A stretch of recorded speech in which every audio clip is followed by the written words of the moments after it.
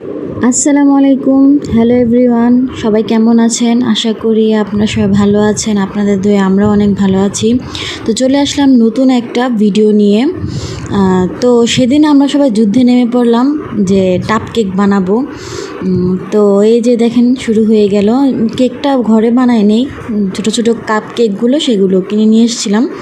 তো সেগুলো দিয়েই আজকে কীভাবে টাপ কেক বানাই তো আপনারা দেখেন। প্রথমে কেকগুলো গুঁড়ো করে নিলাম, একবারে গুঁড়ো না আবার একবারে আস্তে আস্তেও না।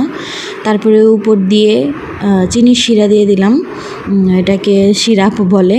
তারপরে এখানে আরও অ্যাড করলাম হুইপ ক্রিম, যেটা আমি ঘরে তৈরি করছি, যেহেতু দোকানে অনেক দাম এগুলোর কিনতে। ঘরে তৈরি করছি কিন্তু এটার স্বাদ সেম আপনার দোকানের মতোই ছিল। তারপরে উপর দিয়ে আরও এক লেয়ার কেক দিয়ে দিলাম, দেওয়ার পর আবার সেই সিরাপ দিয়ে দিব, দিয়ে তারপরে আবার ক্রিম দিয়ে ফিল আপ করে দিয়ে তারপরে কিছুক্ষণের জন্য ডিপ ফ্রিজে রাখবো কেকটা সেট হওয়ার জন্য। এই দিক দিয়ে আমি চলে যাব উপরের ক্রিম গানাশ যেটা সেটা তৈরি করার জন্য। এখানে অনেকগুলো ডার্ক চকলেট নিয়ে নিছি, সাথে দুই একটা হোয়াইট চকলেটও ছিল। তারপরে এটা ডাবল বয়লিং করে কেকের উপরে সুন্দর করে ছড়িয়ে দিব, দিয়ে এটা 1 ঘন্টার জন্য ডিপ ফ্রিজে এটা রেস্টে রেখে দেব, যেন এটা আরেকটু সেট হয়।